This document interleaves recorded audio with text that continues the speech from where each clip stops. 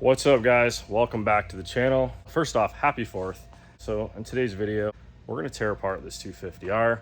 Got my helper on the quad here, so she's gonna hold the rear brake for me. Anytime I tear a bike down, I like to actually start with the axle nut because it might be seized.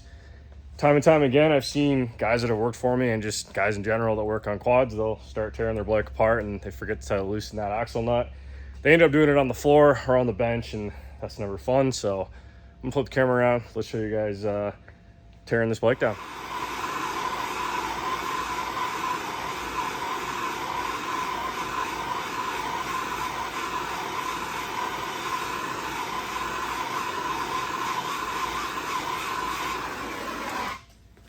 Break out your trusty PB blaster. Now, if you have a nice bike lift, throw some cardboard down. It'd be an awful thing to mess up that paint. So my OCD would be kicking in. Now, this is just a cheap crescent wrench from like an Ernie's Tool, which is pretty much a Harbor Freight. So this guy right here has been my best friend for many years. Now, babe, I want you to go ahead and hold that foot brake.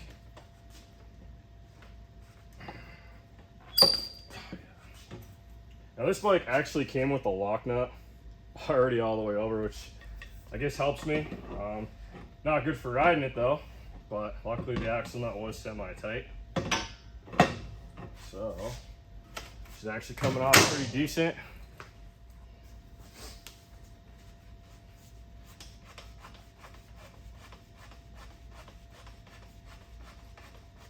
And again, guys, for me, this is the first step when I'm tearing a bike down because I know that it's going down to the frame. This is one of those items that's usually completely seized. Again, if you don't do it first, you're gonna probably do it last. You'll probably do it on the bench or on the floor, and it'll piss you off, I promise. So before you do anything on a quad tear down, just get that axle nut loose. But we're getting it. All right. I have a feeling this is going to be seized to the axle, but it's okay. We'll mess with that later. All right, so I'm happy. I got this out of my way. It's not seized, thank God. Splines are actually in decent shape. All right, so the annoying part's over. It really wasn't even annoying. Hardest part was probably finding this piece of cardboard. That whole deal. But let's get into it. So let's start tearing this bad boy down. Pretty much gonna make a very messy pile of parts on the floor. That's okay. We're gonna pick it up later. All right, so we got a 12 mil up front. Best part of the 250R, usually it's these rubber grommets with the tank strap. That's one of my favorite features. The reason I say that is because there's minimal bolts to actually taking this thing apart.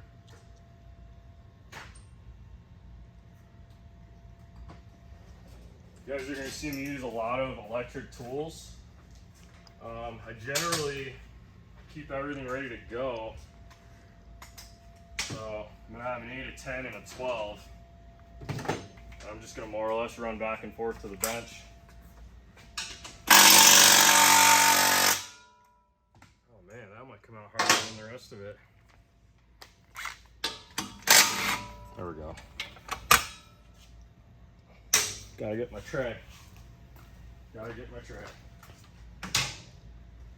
guys, we're gonna switch back and forth between the tripod and my wonderful camera lady. Just because I'm gonna try to get different shots. So if there's something that I feel like I can teach you guys that I do, I'll try to do it. If you guys like this style of video, comment, let me know. I'm not gonna lie to you, I've been watching a lot of Bad Chad lately. He builds like custom hot rods, and he's got his lady videoing them. And it's kind of unedited, or I should say not completely edited. Most of their shots are just kind of going with the flow. So maybe we'll try to do that on a couple builds. So yeah, that's it, guys, taking fenders off. I mean, if you have the aftermarket fenders, you just got the 2 bolts in the front, the wonderful strap, which this one's been messed with a little bit. Maybe they didn't know how to put it on, but usually I loop it and double end Velcro it. But these grommets look to be in good shape, so that's cool. I might just hang this set of fenders on the wall because of that sticker. I don't know. All right, gas tank. Now, this guy went ahead. Not only did he get his bolts chromed, it looks like he got the case covers chromed. They even polished the radiator, which I was surprised about. They did a really nice job. Engine cases definitely were polished. So that's nifty. Should have brought my 10 over. Just gonna grab them right now.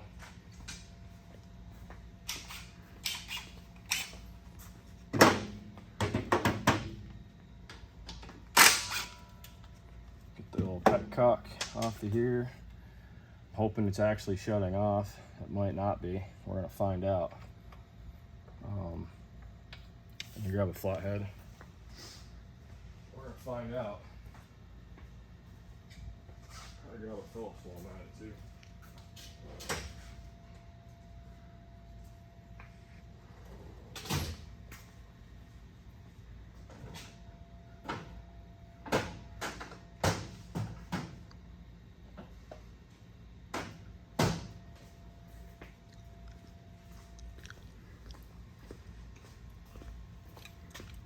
Probably gonna have to semi-edit this video because you guys are gonna see me running around like a maniac looking for tools. That's just how it goes, even after picking up the shop. Wow, it's a miracle. Petcock works. So I'm just checking the flow. And we're off. Cool. All right.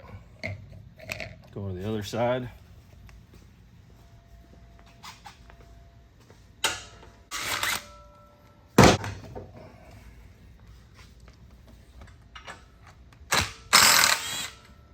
Got a bolt in the front.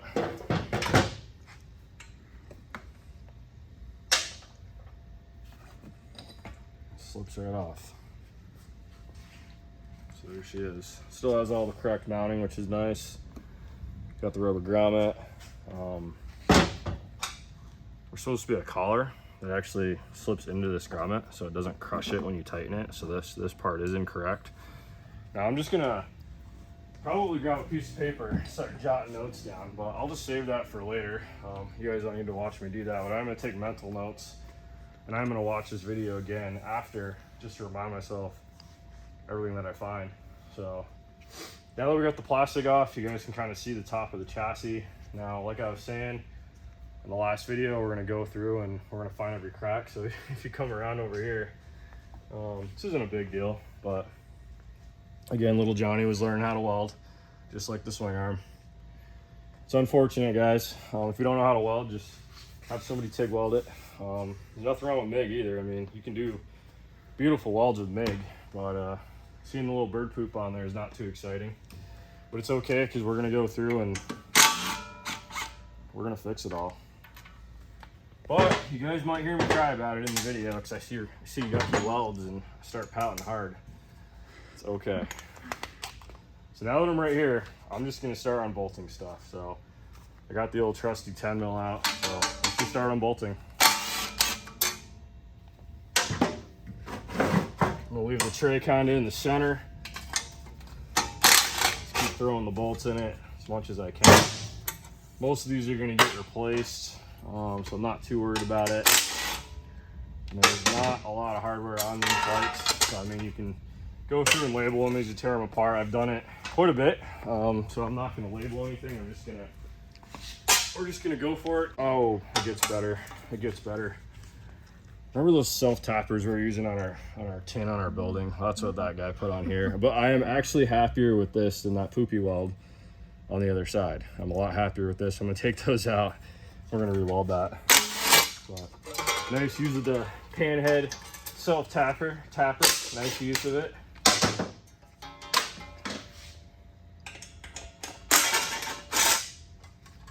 Part of this video, guys, I guess I'm just trying to show you what to look for when you're buying a bike. So all the stuff I'm pointing out, I mean, next time you go to buy a 250R, just feel free to look at all those spots, because a lot of them will break here. A lot of them will break here. You're gonna find a lot of stress cracks around your motor mounts. But yeah, just you'll see. You guys will see more stuff. Like, shifter wasn't tight. It's nice. It's a nice shifter. Again, it's just used bike stuff. Let's see if I can get her off of here. She's not a happy shifter. There we go. Splines are pretty shot, but it's chrome. But it's chrome. All right, I'm just gonna set the parts right there. What else can we get to with the old trusty impacts that we got out? I don't know if this is an intake that somebody made, or maybe they found it on eBay. I have no idea what that is. Wouldn't recommend it. For riding in the dunes, it's fine.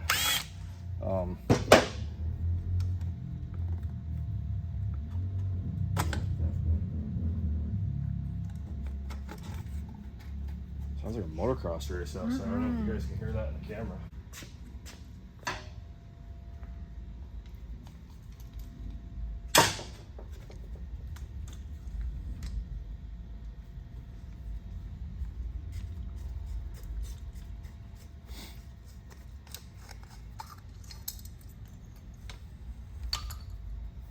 Beautiful. It's probably gonna have gas in it. All right.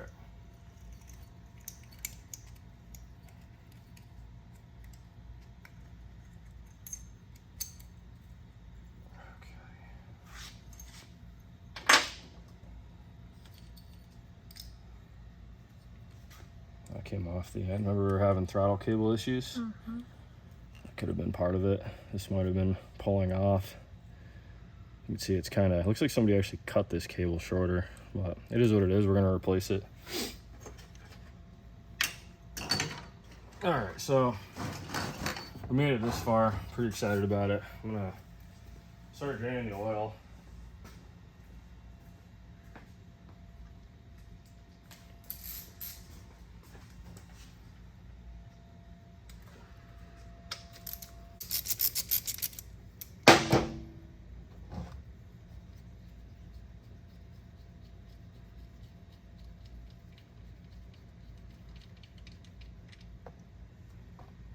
Got the old bar and chain oil in there. I'm just kidding, but I have no idea what kind that is. I generally like to run Gear Saver, 80 weight. It's always worked. This thing looks overfilled. Let's hope it wasn't going bottom of the threads, because it's definitely a check bolt. Bottom of the threads would be very bad on a 250R. Not gonna kill it, but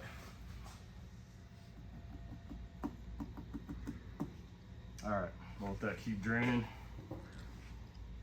Threads, I mean, crush washers in okay shape. It's a little mushed around the head of the bolt. Threads are good. I didn't have any aluminum come out with it, so when you guys buy bikes, get in the habit of asking if the drain threads are good. 9 times out of 10, people are selling bikes because they strip something out. They'll just get rid of it, just because. But first thing I asked them, I said, "Has somebody learned how to stick weld on this swing arm?" Now the threads got on the drain, and I think I got him going like instantly. Again, he was a cool dude. Just wasn't ready for me to ask the hard questions, I guess. But it's okay.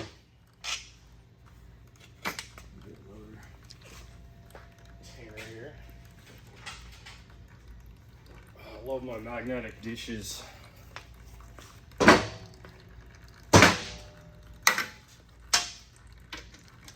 Oh boy, what do we got here? Okay. So it looks like we're missing the mount on the frame for the lower exhaust hanger. It's not typically out this far. That would be why this was melted through the plastic. You can kind of see where it was melted. Yeah, this is kind of just zip tied, which is whatever, not the end of the world. Yeah, so I'll make note to put a weld nut back on there and put a tab.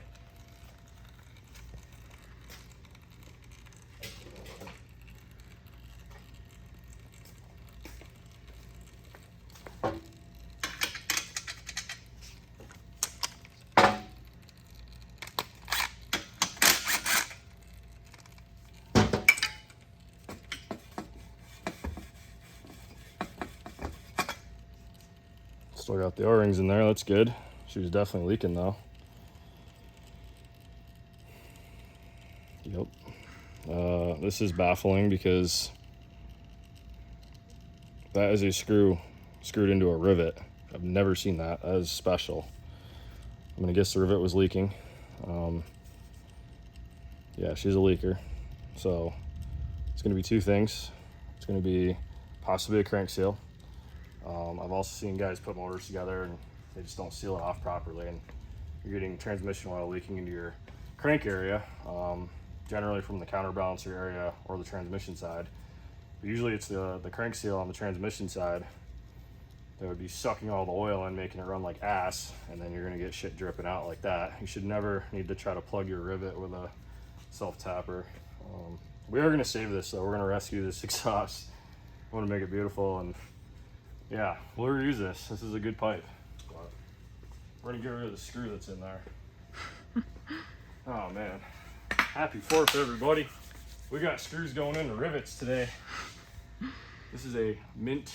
I don't know if the guy said mint, but his exact words I think were, this is the cleanest 250R you're gonna find in Tucson, which he might be right. I don't know. I think he said Arizona. Arizona? Yeah. No way, he went that broad on us? Yeah. That's millions of people. Oh my God.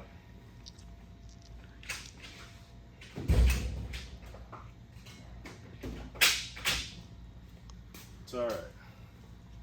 Well, I got a good starting point, and then it's kind of fun, honestly, finding all the problems because I get to show you guys all the problems. So it makes it a little bit fun.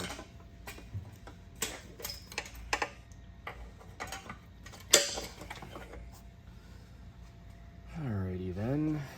Go on this side. I like to just get intimate with the bike, get up inside it. Okay. Now we do have an exhaust hanger on this side. Looks like a 10 mil. I'm gonna grab me that impact over there, actually. I'll just pass it over. I would reach, but I might take a bath in the oil. That's the 8 mil. I need the other one. Beautiful.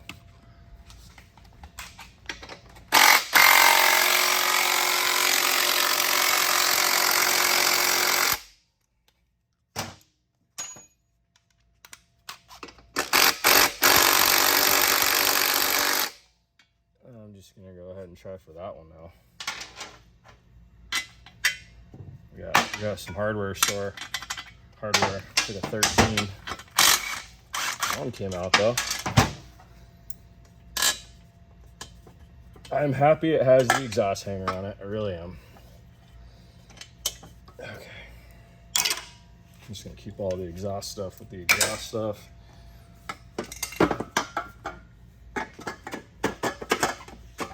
One thing I love about these pipes is the way they split. So that's nifty. Let's check it out. Normally they're all smashed up here from rocks.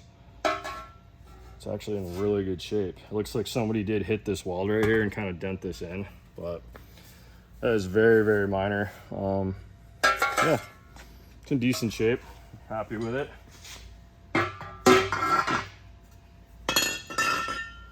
Wish ESR would sell them again. Love to order one. It's brand new, but it's okay. All right, where are we at? I think I was on a 13 here. Oh man, another 13.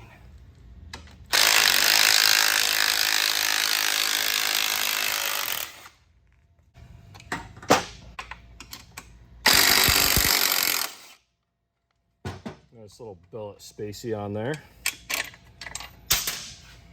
Not too bad. It's actually not a bad little setup. I kind of like that. Come on.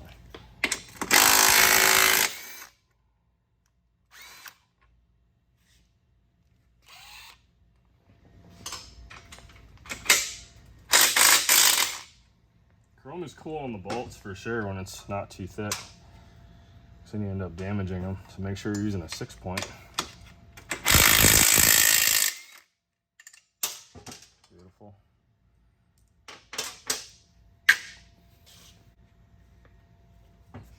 This is custom. I'll zoom in on there. Little stack of washers on the sprocket. It's interesting.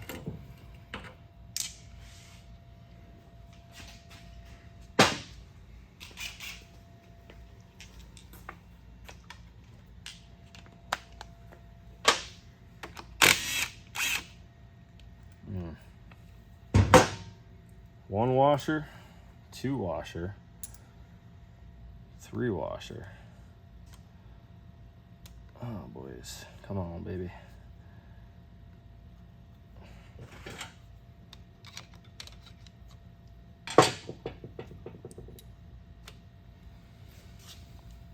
Oh, all right. Surprised the collar's in the back. It's still there, so that's good. Still there. She's a leaker.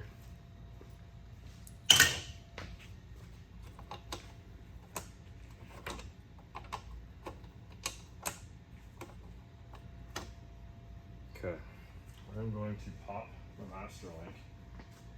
I'm kind of just bouncing around, just going for it. I'm gonna get the motor out. I gotta get the chain off, so love my bouncing around. There's that guy. At least it's an O-ring chain. It's all gonna get replaced. Looks like it had a self-oiler. Might be why it was overfilled. It was probably leaking.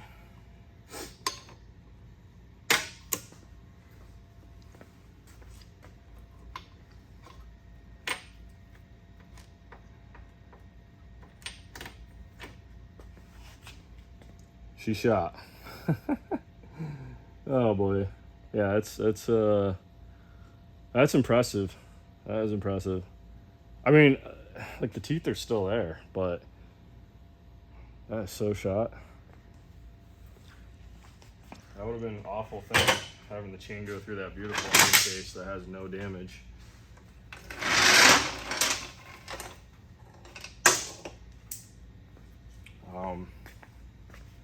No front chain block on the swing arm. Clear to see now, for sure. Pretty wild. It's kind of just been rubbing on there. This bike did run, like I said, it ran really good, shifted really good. I'm suspecting a crank seal's bad, but it's all good.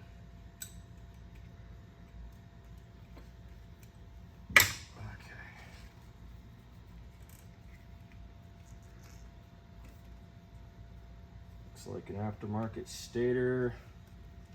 Kind of tell by the color of the neon green plugs. I mean, it had spark, so cool.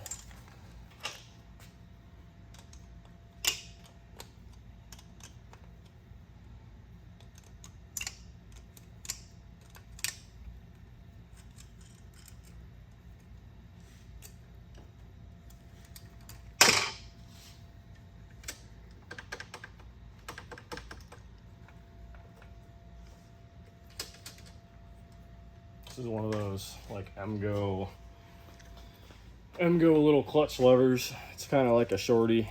It's got a really bad pull on it. Probably gonna go to something with a bearing in the pivot, possibly a hydraulic. Shane had actually sent me a hydraulic clutch. God, it has to be like 2 years ago. Kind of embarrassed to say that, but we're gonna work on a new bracket right here to hold the slave cylinder on the hydraulic clutch, because they tend to flop around. If you own one, you know what I'm talking about. If you don't own one, just ignore everything I'm saying and just stick to your cable. But the hydraulic clutch is awesome when you get it to work right. Have one on my 500. Wouldn't ride without it on the 500. Definitely is a nice little upgrade. Okay.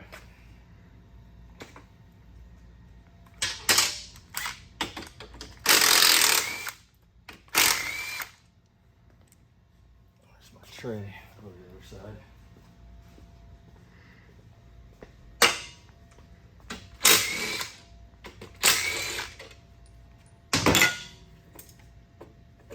don't know about you guys, but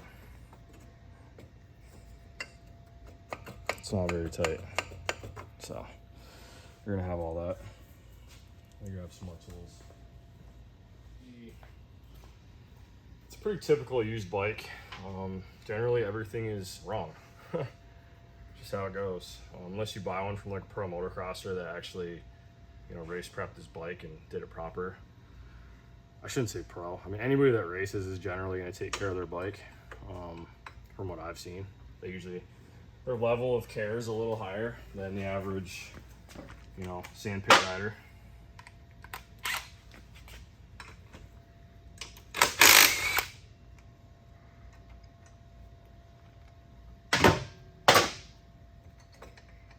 There's a lot of debate on the old interwebs about head stays. I like to run them. I feel like it adds quite a bit of structure to the stock frame. I like to run them. Never had luck not running one. More motor mounts, the better. But if you have vibration issues on a counterbalance motor, you got other issues to look into other than a head stay. Alrighty, where are we at? That's custom. Just gonna go ahead and get that out of there, 'cause that's gonna fall apart anyway. I'll fix that later and probably replace that with OEM style. Alright, I gotta look for my coolant tray. We're doing on teardown time. Yeah, almost 30 minutes. That was on that other clip, right? I figured a couple hours, just trying to explain it at the same time, Yeah. you know?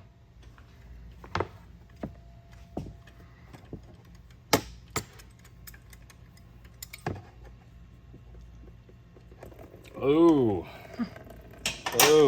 I got a little bit of Tucson in this coolant. Just saying, it looks like Tucson dirt. Oh, she brown. I mean, it is always like 110 here, so I'm sure the guy just stuck water in it.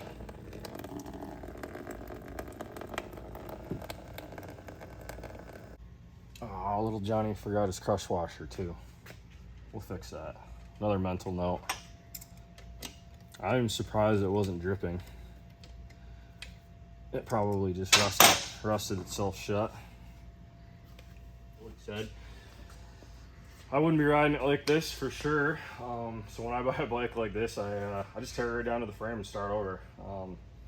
Can't get these every day. They're hard to get, especially finding one with a 310 and clean engine cases. So I'm willing to go through the fixing of everything just to make it a mint bike, which is okay. But just remember, when you're buying a used bike, you got to check this stuff.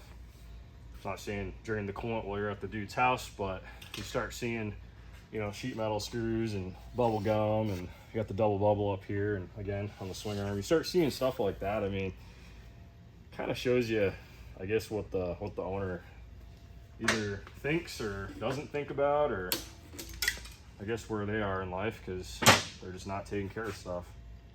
That's just how it goes.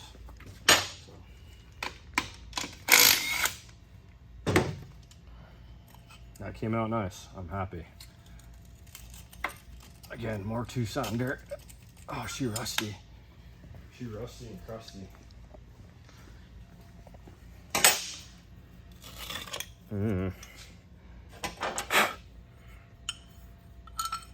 If anybody knows of a good zinc plater for OEM bolts, comment, let me know. Be cool to get these redone. I'll probably just buy new ones. But yeah. Alright, I'll bring my flathead over on that side. Looks like we got my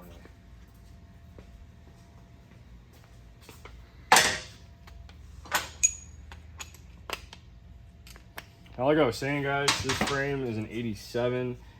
This is not the correct motor mount for the 87. It would have had a mount that went through the swing arm bolt and grabbed these two bolts here. So it looks like the guy added, and this isn't the last guy that owned the quad. I mean, he bought it from somebody. They added this bar. They added these upper mounts here and the lower mounts in the back. And yeah, they did some mods to this frame. Little things like the VIN plates on the wrong side of the frame too. Obviously this tab is missing. So I kind of think they already tried to go through this chassis, and then the guy that got it after started doing the little bit of repairs that he saw. It's hard to say. Said he only had a couple rides on it, but who knows? Doesn't really matter.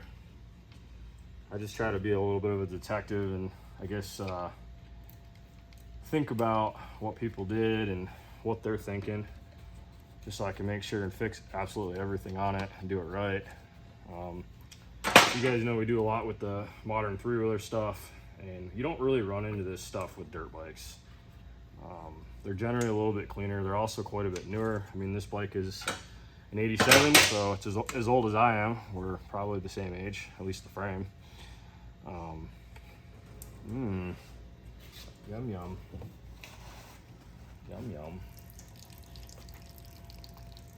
Yeah, how about that?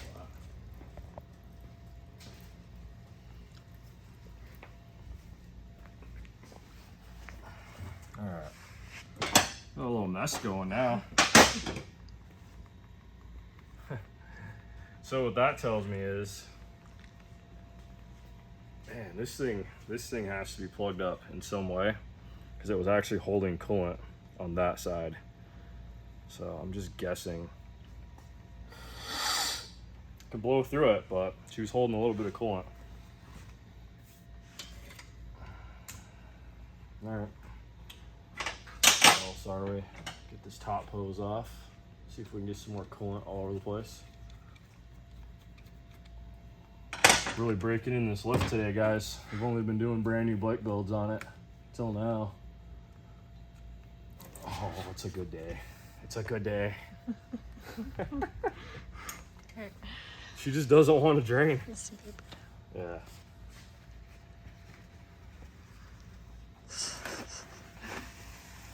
Dude, this shit is nasty. Nasty.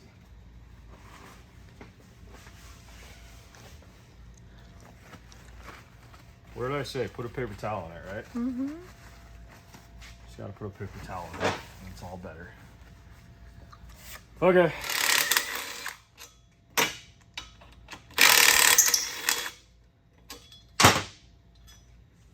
I've never seen so much rust in Arizona, man. What the hell is going on? This thing had to have come from Plattsburgh. Might have been Wiggletown, I don't know. Came from somewhere but here. This is wild.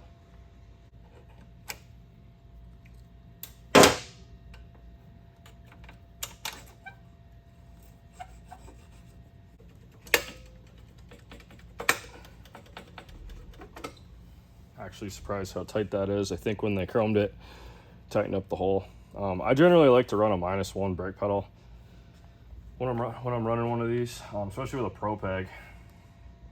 So probably gonna end up cutting this, bringing it back, or making a billet one. But always enjoyed the -1 brake pedal.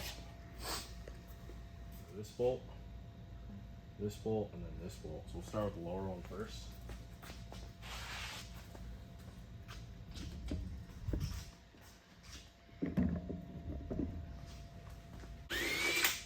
Nice, wasn't even tight. Let's go to the other one. Wasn't very tight. Well, the point of extra motor mount is just to tighten them. But alright, so I'm gonna pass the bolts through to you. And just pull them and set them on the bench. They're hitting the chain guide. Okay, it's a 10 mil. Let's pull the other one out first. Hammer.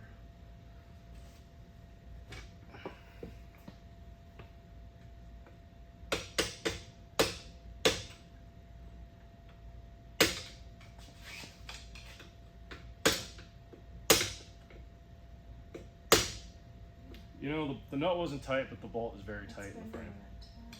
Oh, it's bending his tab? That's a good video. That's a good clip. Here, let's go back to you videoing. Here you go. So what's funny is, I'm tapping that out and it's bending that nice little motor mount that was made. We'll just try to bend this back. So it looks to me like it's stuck to it.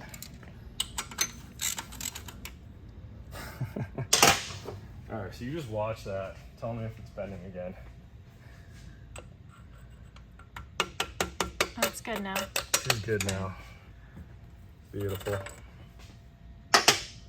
okay. Let's hit the other one on the bottom.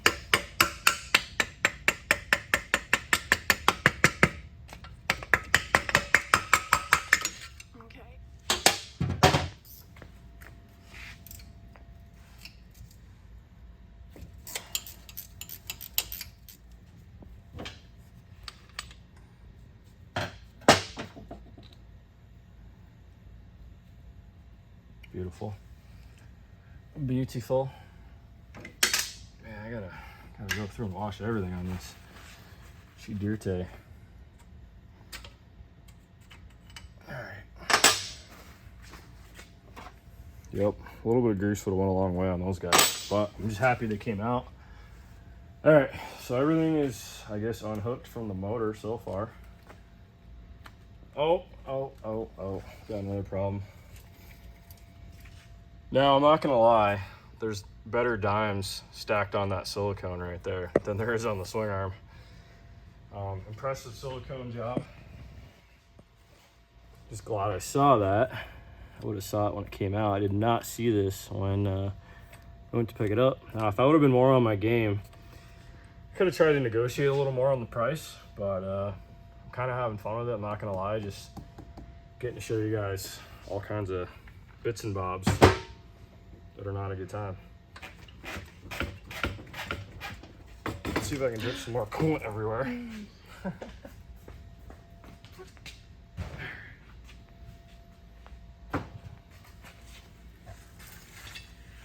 She is. Let me wipe my stuff off here.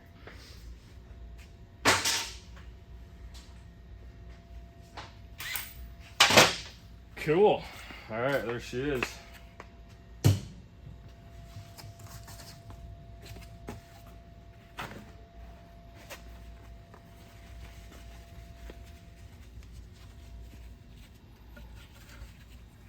Moment of truth, guys.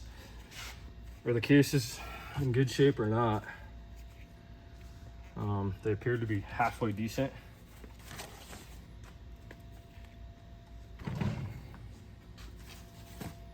On the bike, they appeared to be halfway decent.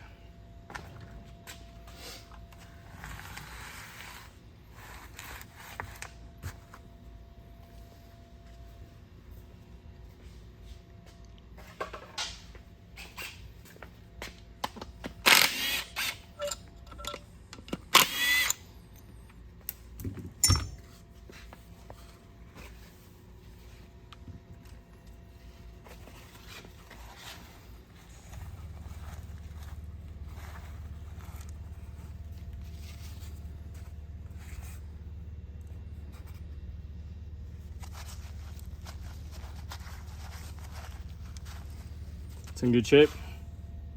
It's in good shape. Normally this would be cracked right here.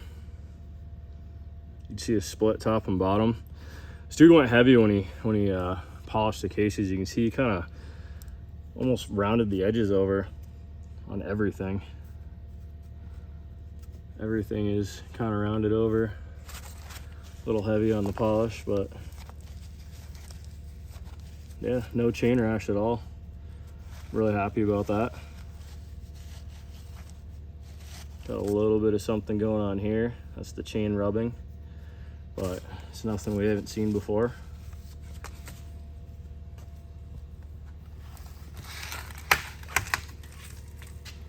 Check the bottom.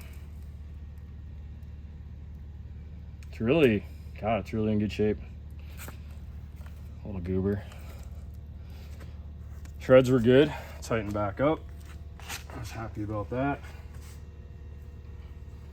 Kind of curious if the stator and the flywheel are all rusty. Check that real quick.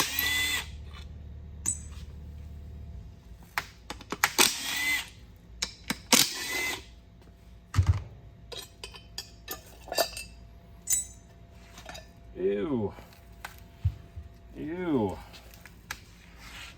Ew. Look at that. I think we just found some anthrax in there. You know? I don't know what that is. I'm scared now.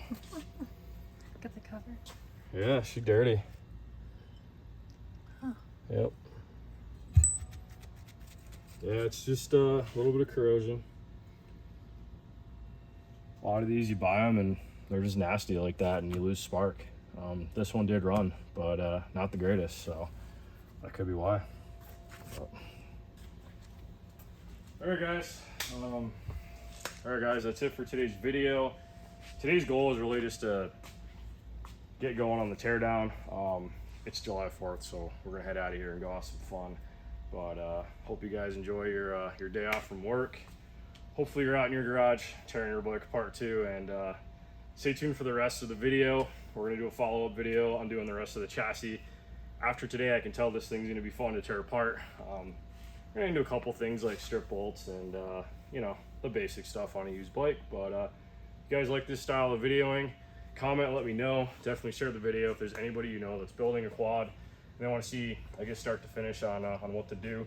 This is gonna be a full series from literally start to finish, frame up build, and possibly engine rebuild. It looks like it needs it. So, all right guys, see you in the next one.